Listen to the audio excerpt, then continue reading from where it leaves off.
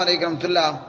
جو کسی کا عیب دیکھے پردہ پوشی کرے، اچھا تو وہ اس شخص کی طرح ہے جس نے کسی زندہ دفنائی گئی لڑکی کو نئی زندگی بخشی ہو۔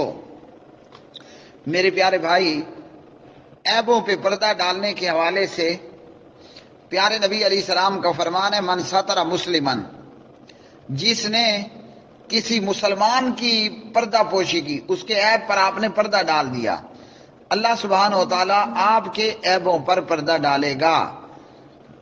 تو ایک دوسرے کے عیبوں پر پردہ ڈالنا چاہیے۔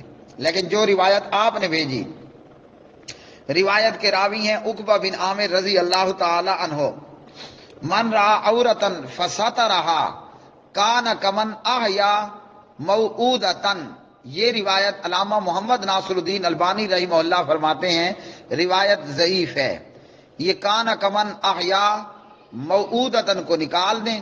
باقی بلوغ المرام کتاب الجامع ہے۔ ہمیں چاہیے کہ ہم ایک دوسرے کے عیبوں پر پردہ ڈالیں، یہ نہیں کہ کسی کے گناہ کا ہمیں علم ہوا تو لو جی ڈھول لیا تے ڈھول مارنا شروع کر دیا۔ اگر وہ بندہ ہے اس سے گناہ ہو گیا ہے تو میں بھی تو جبریل نہیں ہونا، مجھ سے بھی گناہ ہوتے ہیں اور ہو سکتا ہے اور ہوگا، تو اس لیے اگر میں کسی کا بھلا کروں گا تو کل میرا کوئی بھلا کرے گا۔